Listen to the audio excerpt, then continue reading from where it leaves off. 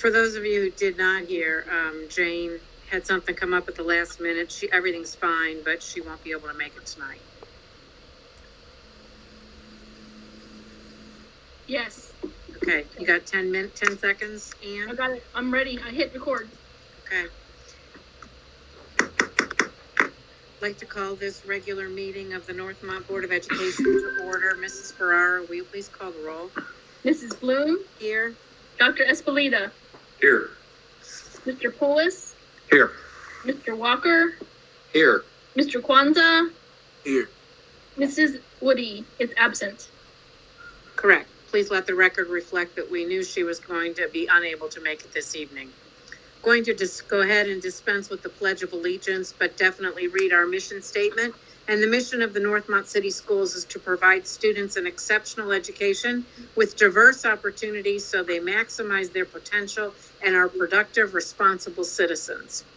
That being said, we'll move into our first item of business, which is our visitors communication and recognition. We did receive a request to speak this evening. It was in the form of an email, and I'm going to dispense with reading the entire email message. However, I am going to summarize it. This is from a parent of an NJROTC senior student who feels like it's very important for her son to be in school, and she feels as though our building is going to be being underutilized, obviously, like blank real estate, and going to affect property values, as well as she wants to know who she goes to above us in making it known that she thinks we should be in school. She goes on to say that there are restaurant people who work in restaurants who have to go to school. She feels it's important that the teachers go to school, that the teachers be working, and that it's more important that her son be educated by some of the best educators, which she moved here for our NJROTC program, and not from an iPod and his mother. So she sent this to myself and to Mr. Thomas, and Mr. Thomas has a response that we normally do not respond to people when they come speak to the board, but this is an important message, and there are many more people, I'm certain, that are feeling similarly. So, Mr. Thomas, I'm going to let you respond. Thank you, Mrs. Bloom. And throughout the meeting tonight, we will be sharing more information. But I did want to begin by saying we are appreciative that the parent and her son chose Northmont because of the ROTC program. And we are happy to also announce that will be extended into the middle school, as we were chosen as a pilot school. Although this will be challenging this year under the circumstances, we are still looking to launch that. In regards to the use of the school buildings, I do want the public to know that it will look substantially different than it did last spring. According to the governor's stay-at-home order, our buildings were ordered to be shut down last year, and that was not lifted until July 1. So from July 1 on, our buildings have been open. And much like the parent talked about how she had to retool at one time going from one profession to another, well, we're not changing professions. We are certainly retooling. And so many of our employees have been reporting to work for the upcoming school year. In fact, I would say July was probably our busiest July that I can recall as an administrator. And starting this Wednesday, all of the employees will be reporting to our building, so they will not be empty. We have a number of sessions planned for our teaching staff to learn new and improved strategies to engage our learners as best we can remotely, and those sessions begin immediately. As you're aware, our intent was to try to begin the school year with the option of face-to-face learning. However, recommendation made by Dayton and Montgomery County Public Health to have schools in Montgomery begin schools remotely was received by this district, and we believe for the safety of our community it's prudent to abide by that recommendation. We announced as early as possible to allow families time to prepare for the first 9 weeks for remote learning. We know, especially those with younger children, making those arrangements can be difficult. We know it's difficult because for us, it's been a challenge to change 5,000 schedules and all the details that go along with that, as well as still trying to determine how to feed students and all the things that we'll still continue to do. And so we feel with the parents as they go through these processes, because we are doing many things along those lines as well. Our hope is that the numbers indicate that the community spread will decrease and that we will eventually begin transitioning students back into our building. In fact, we will begin the school year with a small number of students coming in, especially our special needs students, for some one-on-one, because the buildings are not closed. And then we'll continue to look at maybe some other groups. And our idea is to start to transition some small groups into the building. Right now, we're kind of limited 10 in a room, so that's very limiting to try to have school. But we look forward to the day when we're on the other side of this pandemic. We acknowledge that this has been tough on families, and we're here to go through those tough decisions with them. And we will get to the other side of this. And there will be a day when we're all back face to face and we're not making all these contingency plans. And I do thank her for the respect that she shared in her email, and she certainly did deserve a response. And as I said, later on during the meeting, Mrs. Lentz will be giving more details about our remote learning to try to get more information out to our parents and families. I also wanted to add, I certainly hope that she has considered reaching out to Lieutenant Colonel Knotts and the chief and sharing her concerns with them. And I'm sure they can alleviate some of the concern by sharing what their plans are to specifically with their program and how they will proceed with remote learning in their robust program. So I hopefully she will consider doing that, as well as anyone else who has fears and needs some guidance and needs some more information. But we are going to be sharing a lot of information this evening about how school will look for our students, and hopefully the community and our parents understand and know enough of us that they will feel comfortable making a phone call and asking a question and having a conversation, because I know that we are all willing to have those conversations, even though it's a challenging time that somebody can't just come to a board meeting and actually speak to us all of us face to face. So, and you, Mr. Thomas, you have anything else you want to add? Just one clarifying point. I did talk to Colonel Knotts, and he assured me he would reach out when they get closer to the beginning of school year and they have more definitive plans. And the parent did email me back that she would reach out to Colonel Knotts as well. So I'm as always, when everyone communicates, it always helps. And I believe that this will go a long way, because we all know the type of program that our ROTC program is, and we'll do. I'm sure things will work out favorable in the long run. Correct. Thank you very much. It was a very, very difficult decision, I think, as we watch other school districts, other entities going through similar situations and trying to figure out what's best for their own student body or their own athletes. I think that it's a very, very difficult, trying time. And none of us took this decision lightly or made it easily. We all 100% agree that when it's safe, our kids need to be in school. So anyways, I'd be happy to have that conversation with anyone. You know, our phone numbers are in the book, or email us. Any one of the board members would be happy to have those conversations. And again, I appreciate this parent reaching out the way that she did, and her email letter will be enclosed with the minutes of the meeting. We're going to move on to the treasurer's report.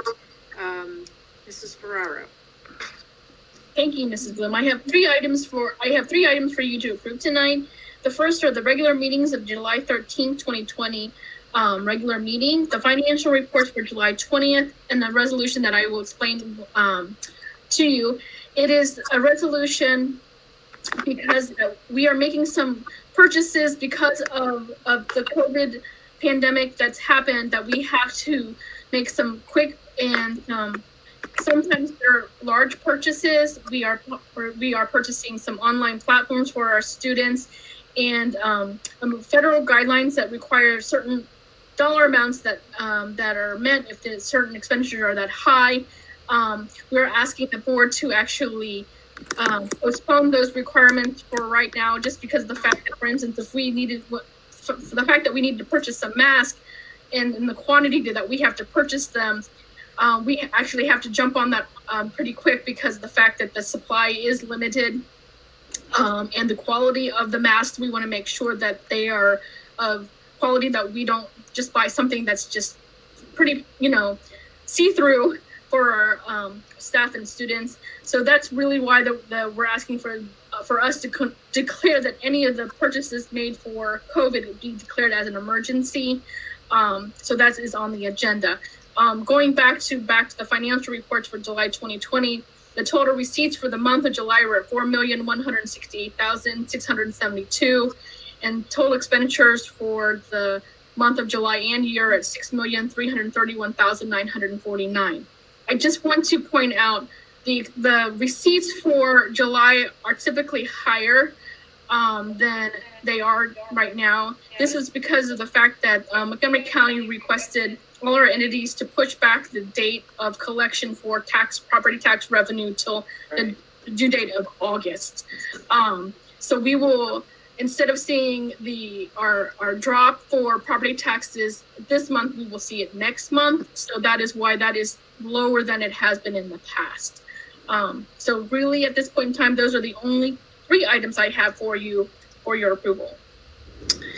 Thank you. This evening, we're asked to approve the minutes of the regular meeting of July 13th, 2020. We're asked to approve the financial reports for July 2020. And finally, we're asked to approve the resolution declaring purchases related to COVID-19 as an emergency retroactive back to March 9th, 2020. Do I have anyone require separation? Do I have a motion to approve? So moved. A second? I'll second. Discussion? Just a point of clarification, Mrs. Ferraro, with the emergency purchases for COVID, you mentioned masks for our students. Mm-hmm. Those are the students who are unfortunately going into isolation, correct? And yes. The PPE. We are not supplying students with masks, correct? We will have some. Yes, for the isolation, but we will have some for our students just in case that they need it at that point in time. Okay. Thank you. Any other discussion? Mrs. Ferraro, will you please call the roll? Mr. Walker? Yes. Mr. Poulos? Yes. Dr. Espelita? Yes. Mrs. Bloom? Yes. Mrs. Woody? Oh, I'm sorry. She's absent. And then Mr. Kwanzaa? Yes. Thank you. We're moving on to the personnel agenda, section A. Does anyone require any separation? Do I have a motion to approve? So moved. Second. Discussion? Mrs. Ferraro, will you please call the roll? Dr. Espelita? Yes. Mr. Poulos? Yes. Mrs. Bloom? Yes. Mr. Walker? Yes. Moving on to section B, does anyone require separation there? Do I have a motion to approve? So moved.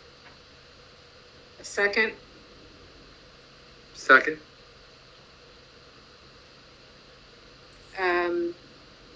Discussion? Mrs. Ferraro, will you please call the roll? Mr. Walker? Yes. Dr. Espelita?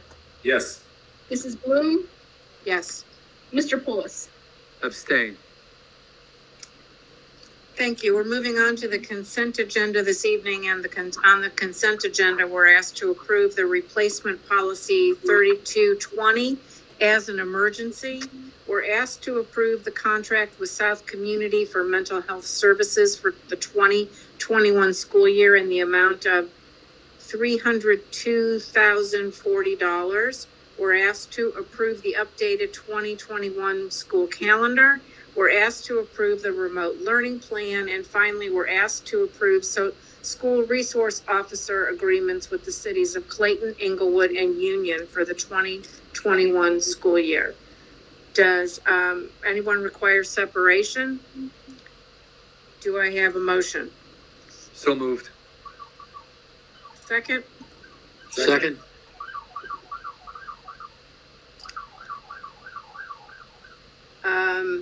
Discussion? Mrs. Ferraro, will you please call the roll? Mr. Poulos, Yes. Mr. Walker, Yes. Mrs. Bloom, Yes. Dr. Espelita, Yes. Mr. Kwanzaa. Yes. Thank you. We're moving on to our board reports. Does anyone have anything to share this evening in terms of their board reports? Mr. Kwanzaa? Yes, ma'am. So I will start off talking about Aileron because Mr. Thomas brought that up. The Aileron Summit was an opportunity for like the top students in the senior class to go on a 2-day. It was supposed to be 3 days, but it was 2 days. A 2-day opportunity to like broaden your leadership skills, put in the door towards like your career path. Through the sessions we did, like as a big group, we learned how to like touch upon our communication skills and how to make the most effective ways to present proper energy in the conversations, like conduct with the professionals that we'll do like later on in the day. So I got to talk to professionals. I got to talk to was a neuropsychologist. I also talked to the mayor of Dayton, Nan Whaley. I talked to Edward, who was a volunteer worker who also helped through Dayton Public Schools through this like STEM program where they use robotics and stuff. And the last I talked to was Ernie, worked with people through those cases. One thing that like I took from that opportunity was that all these professionals talked about how they set their mind at a young age to follow the dreams that they had, but like over the course of time, they had to adjust in some way to end where they were. So it gave me hope because like I'm 17 years old and in some point I'm like, well, do I take this class in college or want to do this? But they just said like, take what you want to take at this point, but there could always be like times where you need to and like find the proper career path that you need. And a cool thing was we also did like college application essays. So I got mine down. I think I need like a couple revisions and then I'll be able to turn it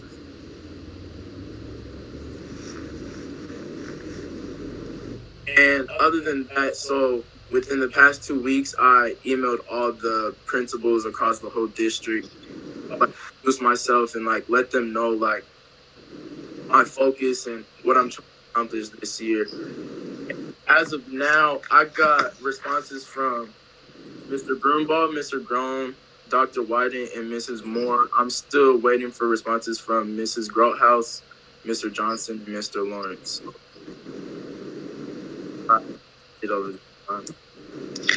Great job. Thank you, Philip. Oh, super. Okay, Mr. Thomas. Thank you, Mrs. Bloom, and thank you very much, Phil, for the update on Aileron. It's always a great experience, and we're thankful for Dr. Incrott and the others who put that together, and we're thankful for the Mattil Foundation for granting us that opportunity to go out to that facility and give our students really a first-class event as they are rising seniors and preparing for the future. So it's a great way to do that. So yep. And everything, but we still got it done. So even in the tight window, right? Here we go. Wednesday we have opening day here. This opening day will look like no other we've had. Normally we're all in the auditorium, and We have the band finished up, and we're close together. Well, we can't do that this year, and so it will be. We're going to have a fantastic speaker from Focus 3, talks about how we respond and how that impacts our outcomes. And I don't think there could be a more timely session right now. And so we're looking forward to that. I'll do an introduction. The very first thing we'll do is we'll have staff come in to their rooms and we'll go over protocols on how to safely navigate our buildings, because we have put in a lot of protocols that'll be necessary during COVID-19. So things have changed since we walked out of here in the middle of March to now, and now we're going to start reintroducing our folks back into the buildings, and we want to be as prepared as we can for that. We'd like to welcome our new teachers. With everything going on, sometimes we do have some normalcy, and that was welcoming 10 new people to our family. And I'll get a chance to meet with them again later in the week, and I look forward to that. But it looks like an outstanding group. We have Mrs. Lentz available to talk about the remote learning plan, and let me ask her if this is a good time, or I know she has a couple computers going for you. Is this a good time, Mrs. Lentz? Absolutely. Can you hear me okay? Yes. Yeah. Okay. I have some slides I'm going to share, so I'm going to present so you can see that on your screen. So let me know if you can't see that, but hang on just a moment. Let me get that pulled up.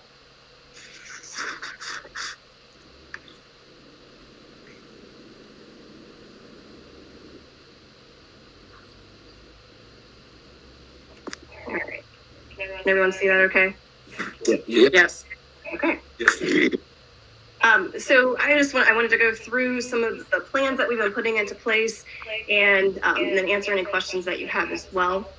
As you know, we kind of had to pivot this past week, and we were going down one road, and now with the decision for everyone to be remote, we had to change those here this past week. So we have been meeting with our blended learning team, which consists of teachers, some principals, and curriculum folks over the summer to prepare for remote learning. We knew that was going to have to be an option for some of our students, and now it's for all of our students to start. So I was going to share some of the information and the work that this team has done over the summer, and share some of that with you, and then again answer any questions that you have too.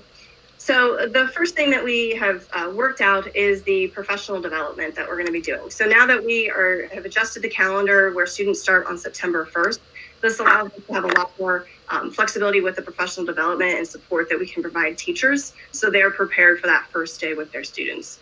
So they're going to be these are just some of the topics that are going to be talked about and learned about during this time. So starting August 12th, like Mr. Thomas had referenced, there's going to be some health and safety training in the work environment, since there are some new protocols in place. So that'll be one of the very first thing that staff start to learn about. After that, then there's going to be time throughout the next couple of weeks for teachers to learn about some social emotional learning. And as you know, this was a big piece for us, because our students have not been physically present in the buildings for a long time. And we know there are some social emotional needs of our students that we need to address as teachers and staff. And so we had put together a team with our counselors this summer and some other folks. That team has been working on what that is going to look like. So that way, not only do staff feel comfortable being able to address those issues, but they also then know how to work with students and how to provide some of that support for students as well when they encounter some of those pieces. So some of the first pieces that we're asking staff to do is, instead of diving right into academics, we want them to be doing some of the social emotional learning with their students, so that they prepare their students for this virtual setting, and just checking in and seeing how they're doing, building those relationships with their students. They're not going to get any academic learning done until they have those relationships built. And that is a little more difficult, obviously, with learning virtually. So we're going to have some learning about that for them.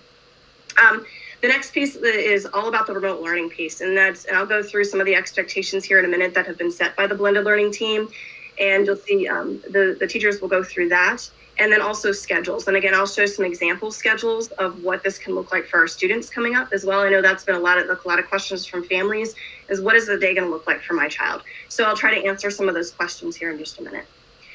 The other piece we're going to have staff go through is looking at their curriculum maps and pacing guides, and making sure that we're all on the same pace and the same plan moving forward throughout the school year, because it's going to be incredibly important that we do that, because we could, again, have to pivot or switch at any time. So The other piece then is again learning about what is blended learning. So the blended learning team did a lot of professional growth themselves this summer about learning what this blended learning model is, and we want to share that with staff so they understand what we're talking about when it comes to blended learning and how you successfully implement blended learning. And that is a balance between both what we call asynchronous and synchronous learning. So is it face-to-face virtually with students, and also some work that's offline that you're doing without the teacher there with you. So how are you doing both of those and utilizing technology to really enhance that learning? And then there's going to be a concept called playlists that we learned about, and that's really the structure. We have got a lot of feedback from families and teachers as well that we need to do this differently than we did it in the spring. In the spring, we all acknowledged it was an emergency situation. We had to switch right away, not very much time at all. And there just wasn't the same structure there that we really felt like needed to happen. So the blended learning team this summer created they learned about a concept called playlists, and then they're going to be talking about that with staff this week as well. So, and I'm going to show you an example of that here in a minute.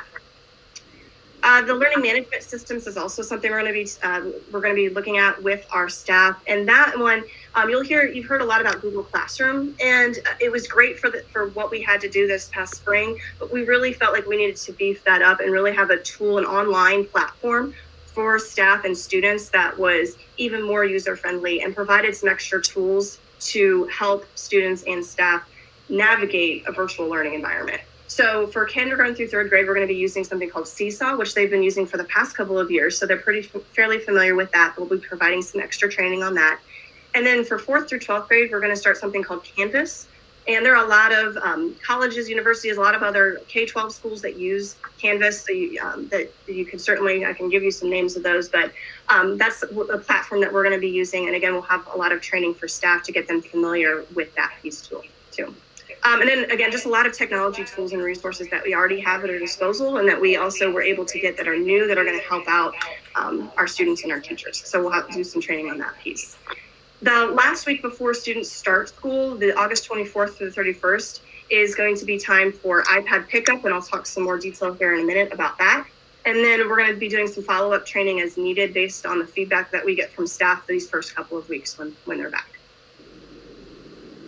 Okay. Oh, any questions? Sorry, I can keep going.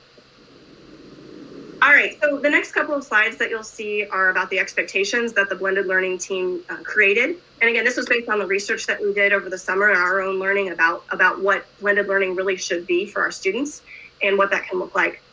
So teachers, number one, build positive relationships with students and families. That's going to be really important that they are focusing on that to start. I talked about that before. Also communicating with families, that's going to help build those relationships on a regular basis is going to be important. And the tools in Canvas and Seesaw are going to be able to help that communication be streamlined even more.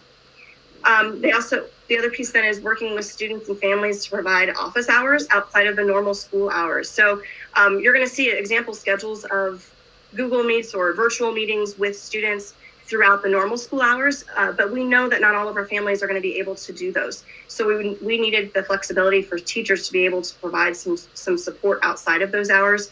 So we are going to have Wednesdays where teachers will not report to the building on Wednesdays, and then they're going to use those hours that they normally would work on Wednesday to provide outside the school day hours.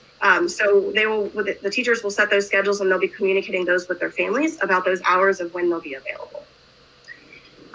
The other piece then that is expected for expectations for teachers is again providing social emotional supports to students, creating playlists in Seesaw or Canvas, like I talked about before, provide an explanation of daily assignments for students, and again that could happen during these virtual meetings, provide timely and specific feedback on student work.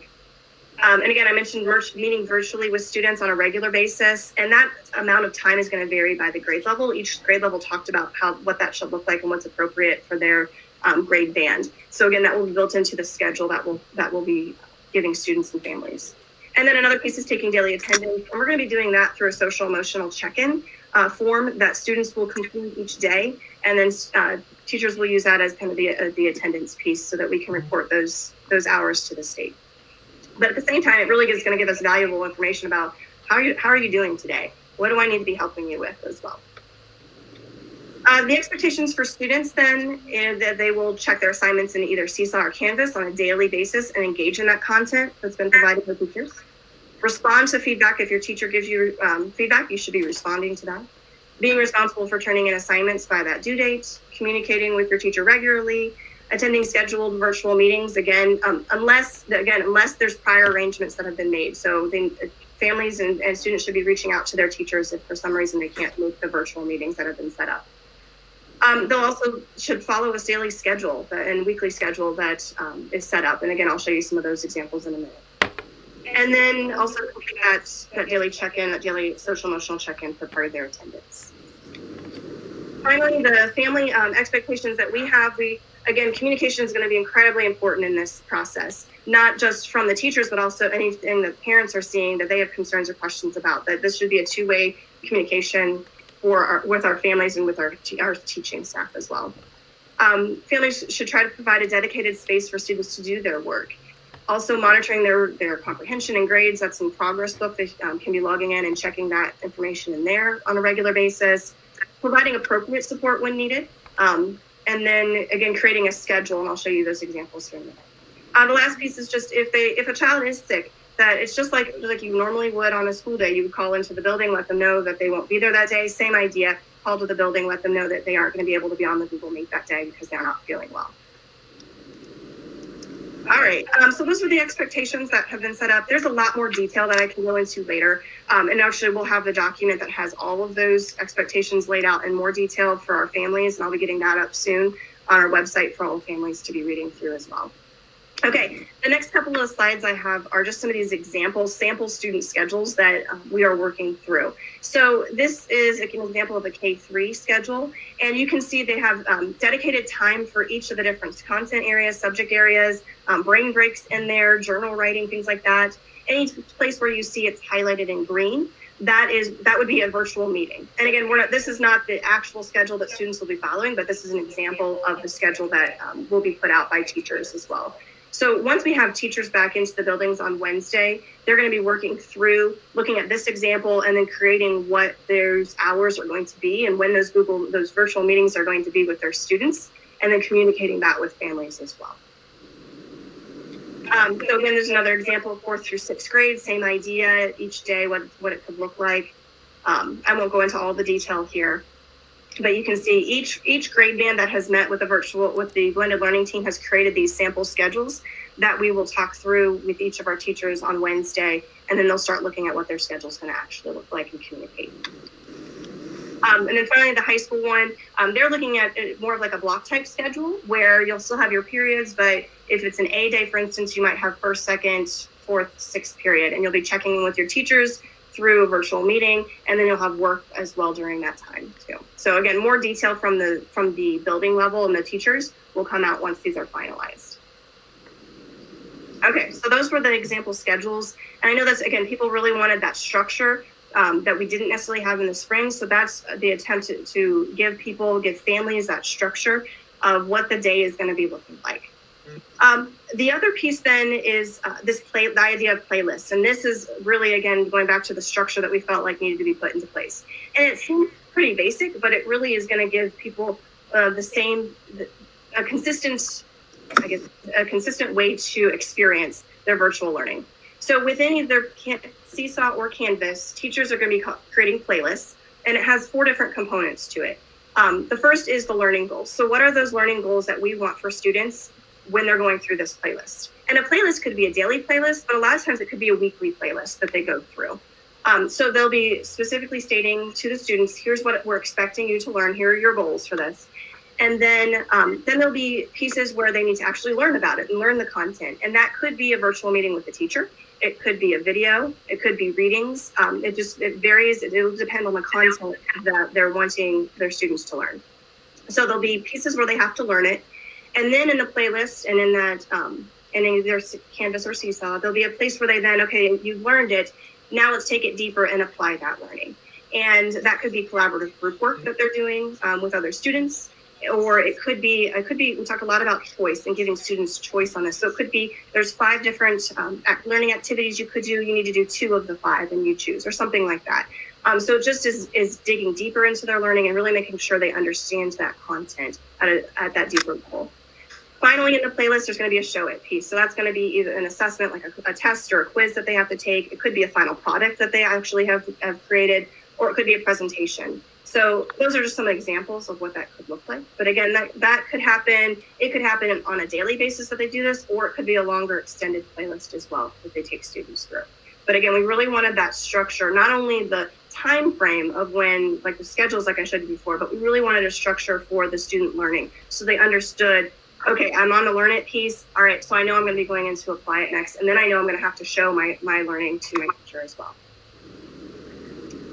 So that's really that's the instructional side. The other piece that a lot of people have been asking about, well, how are we going to make sure students are engaged? What if they don't show up? What if they don't come to a virtual meeting? What if they aren't doing their assignments?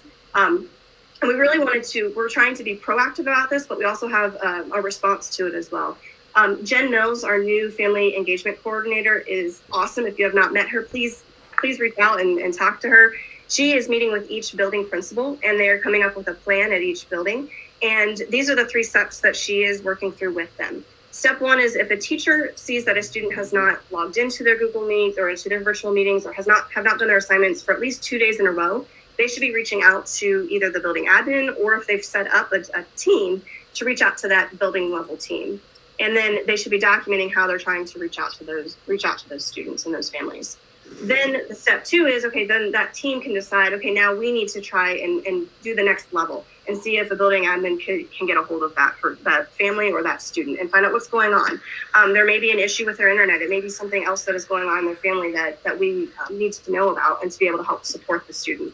So they're going to be reaching out. If they still can't reach out to and get a hold of that family, Jen Mills is going to be in contact with each building weekly, and she'll be checking in and seeing, okay, which families can you still not get a hold of? And then she's going to be that third layer of being able to reach out and really, again, find out what's happening. So we have these different layers that we're going to work through, and we'll certainly adjust this if we need to. This is new to us, trying this process. But we really want to we want to address.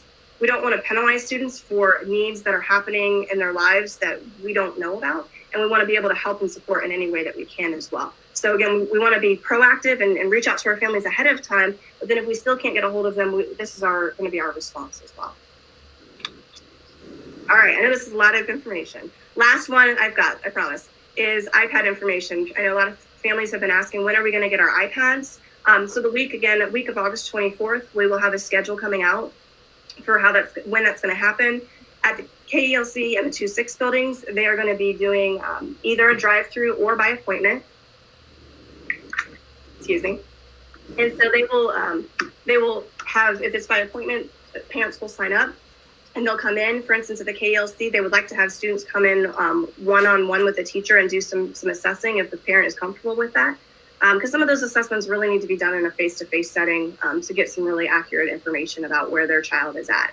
So we'll be doing that, and during that week, they'll be getting their iPad and then also some supplies. So we have things like workbooks and other things that need to go home to help students with this learning environment while they're at home. Because while a lot of stuff is going to be on the iPads, we know that students should not be on iPads all day long. And so we know they're going to need some supplies and things to do some of their work on their table or on a desk or wherever they're doing things as well.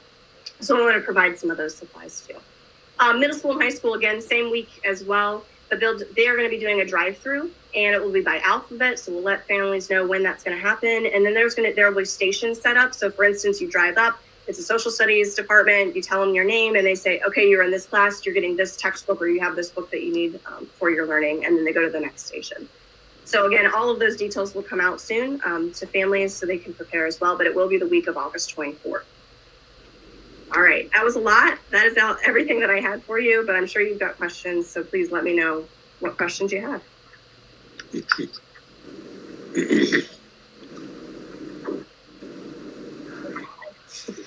Suzanne, this is Chris. Can you take me through the process of a student who's having some difficulty with a specific subject matter, and take me through the process on a Wednesday? What happens? Yeah. Do they kind of create an appointment? Is it in a collective setting? Is it one-on-one? How's that work?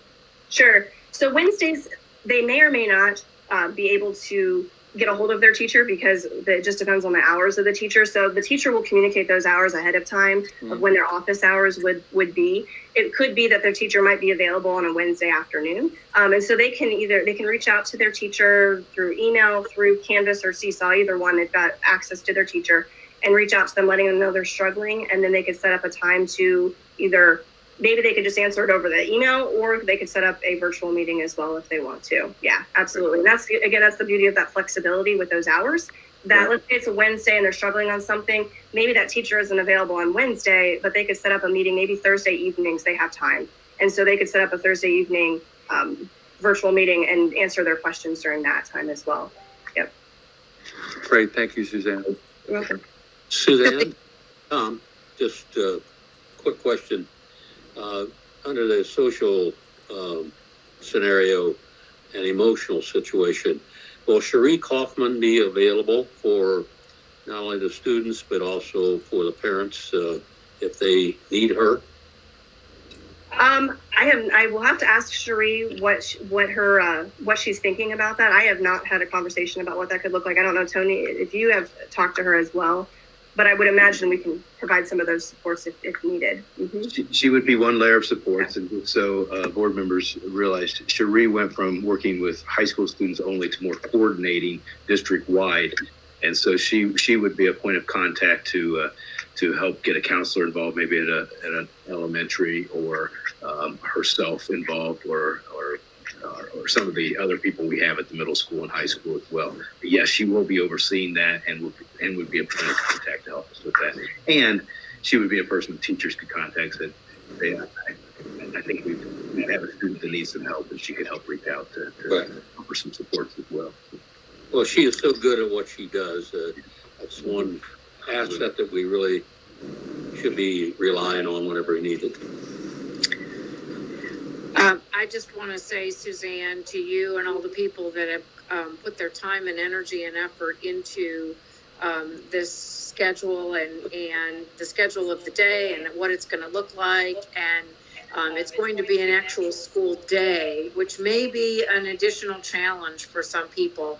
But I do want to say that I've seen so many posts on social media about people who have like a fourth grader and are willing, given certain guidelines, to take in somebody else's fourth grader and work with them as well. And I know our community is one of giving, and that they have stepped up, but just a tremendous amount of effort has gone into this. It is clearly going to resemble actual school and not at all what the 3 or 4 hours that happened in the springtime that we did an excellent job at, but not to take anything away from that. But this is much different. So I'm excited. I think our kids are going to learn, and when the day comes that we're ready to have them back in the building, they'll be ready to be back in the building and be able to take off from there. So thank you very much. Thank you, Susan. Thank you, Suzanne. You're welcome. Just to clarify, so like for middle school and high school, the school day would like start at 9 o'clock instead of 7:50. Yeah, so good question. We're still working out those details, but yeah, so it would probably be later. One, we knew we didn't get a good response in the early morning from middle school and high school students logging in. So Philip, you can no. But yeah, we wanted to provide a little more time, and we in the schedule we say that it's your own flexible learning time, so you can use that to catch up on homework that you might need to do, prepare for the day if you need that time as well. So we're trying to give some students some of that time to work into their daily schedule too. Plus, it will give us some time to meet with teachers before the day starts, so we can continue some professional development and learning for them throughout this time, because we know we're going to have needs that come up that we haven't even thought of yet with our staff. So we wanted to have some of that flexibility too. Into office hours still, like other than not being on a Wednesday, like will we still be able to reach our teachers like between 7:50 and 9 o'clock on any other day but Wednesday? Like typically, the only thing I would say is if in case they're in a Google Meet or they're working with other students, you might not get an immediate response from teachers. Absolutely. And just keep that in mind. they will post their office hours, and it could be during the school day that they have office hours, but it might be in the evening, it might be on a Wednesday morning or Wednesday afternoon. It just kind of depends on their schedule. And those would be great times to really try and reach out to them, because they'll be available for sure. Then you may not know their schedule with working with other students, so they may not be they probably won't be responsive right as soon as you send something that they respond right back. But they will definitely respond though. Yep, in a timely manner. That's one of the expectations. Yep. And as everybody gets more accustomed to everybody's schedule, it will be, I think, second nature once you're part of it. And I meant to tell you, Jenny Wood came in here. I guess our Twitter feed went down. So if people were trying to watch on Twitter, it's still available on Facebook. Okay, thank you. Thank you, Suzanne. Tony, you have anything else? I do. Suzanne, thank you for that presentation. We do have Leslie Hobbs on the line to kind of share a little bit about what we're doing in preparation for our special education students. And let's see if that works. If not, I can give a brief update.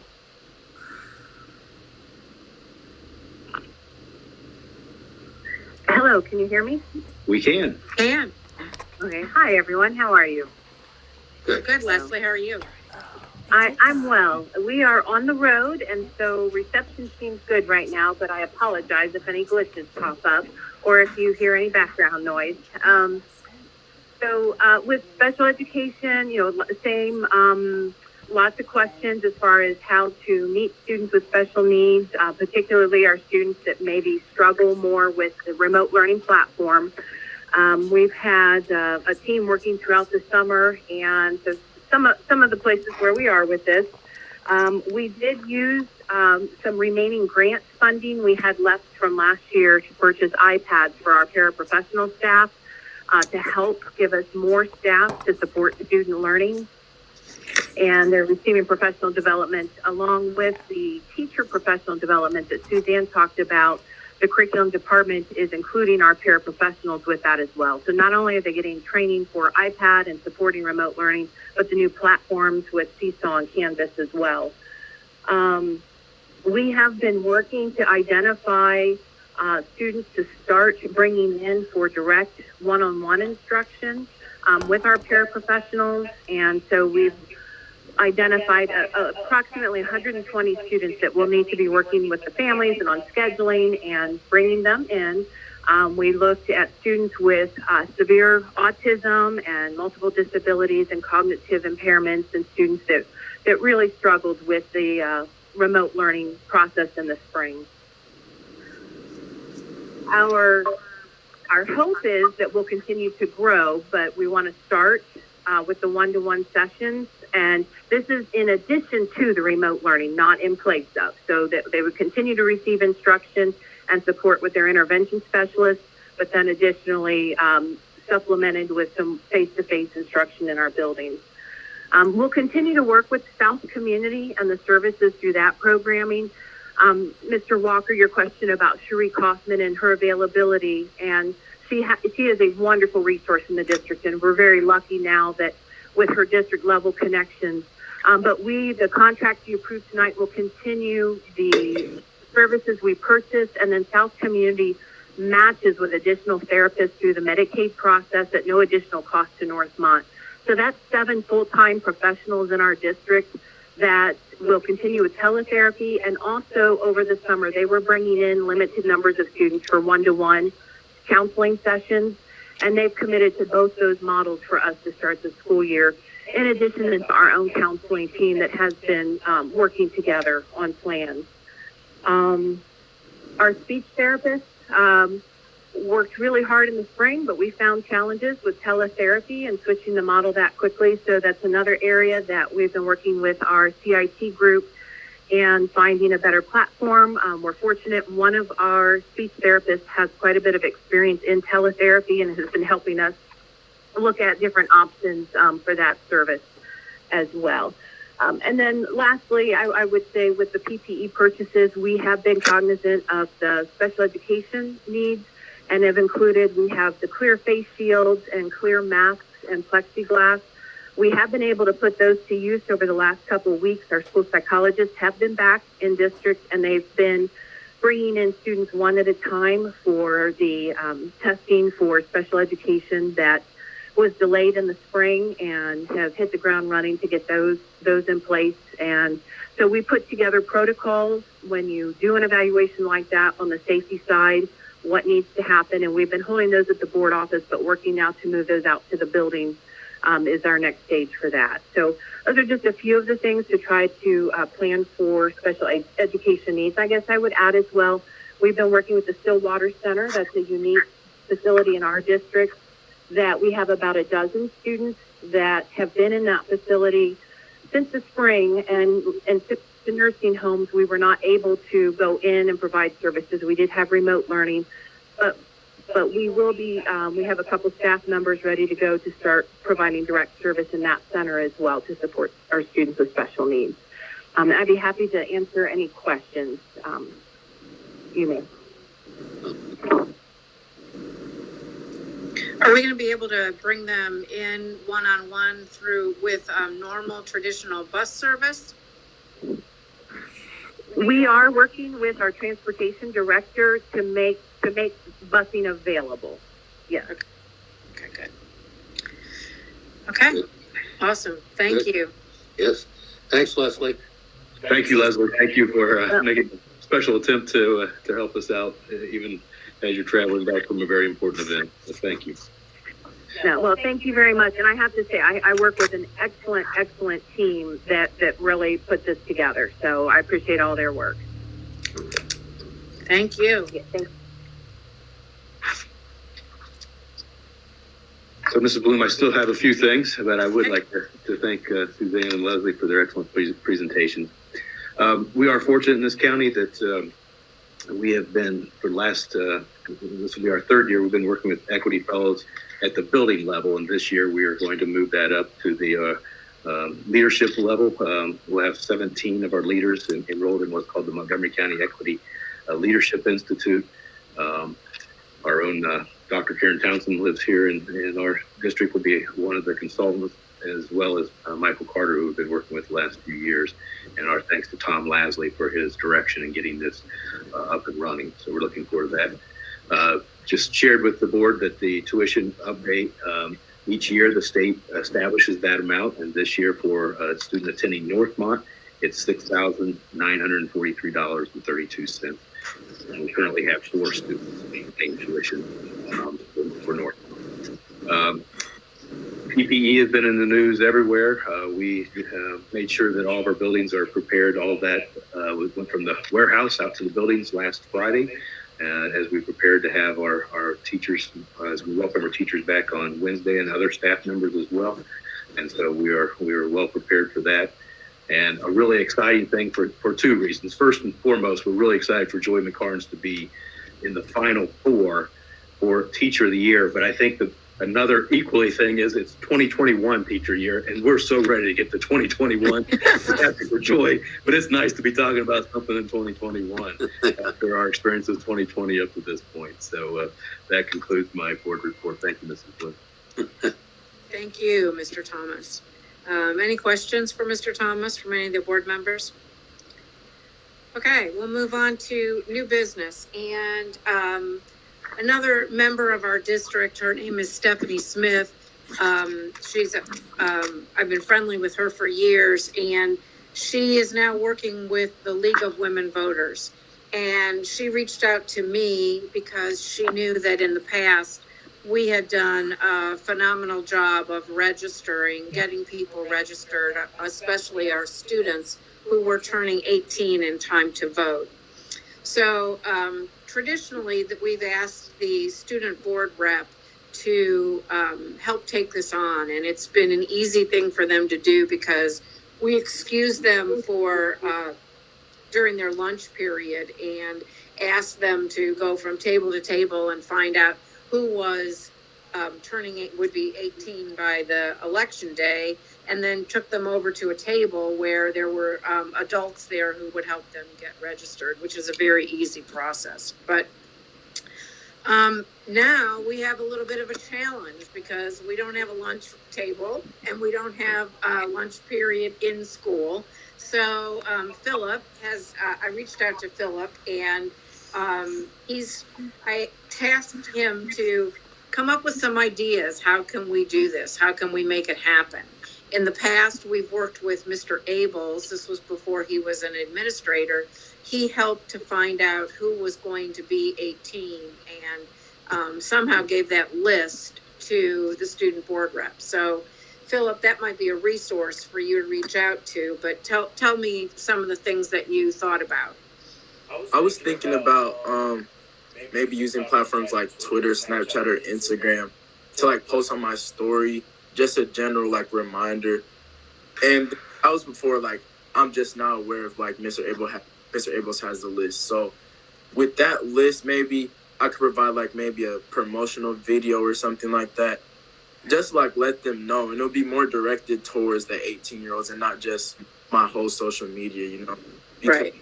Everyone on there, even in my grade, is not 18. I won't be 18 by November. So, yeah, hopefully I'm looking more towards like aiming towards strictly like 18-year-olds to get the message across more.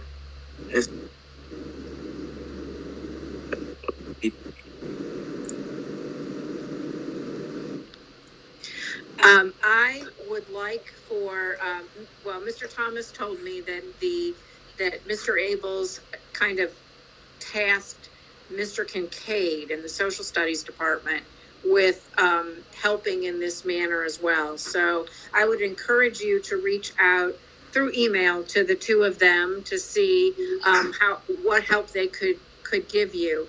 A promotional video would be awesome. In fact, we've got to figure out how to set it up on the other end as well, and I'll reach out to Stephanie to find out how we can do that, what we have to get them in order to get them registered.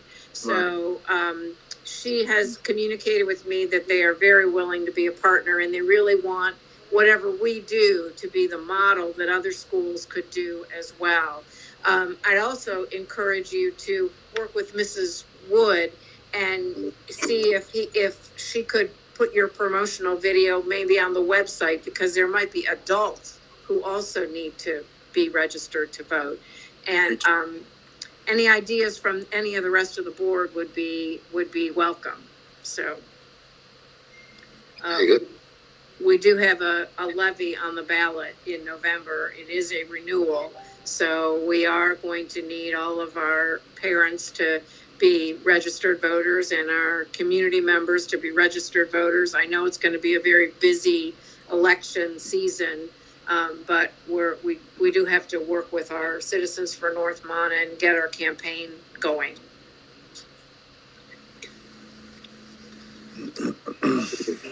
Any other comments in that regard or suggestions for Philip? Okay. Yeah. We'll move on to, I don't know of any other old business or a need to go into executive session. If there's no other business, then we will stand adjourned. Thank you all for coming. Our next meeting will be virtual, as far as I know, will be on September 14th and the 28th at 6 o'clock. Okay, we stand adjourned. Thank you all. Thank you. Thank you, Linda. Good evening, everyone. Thank you.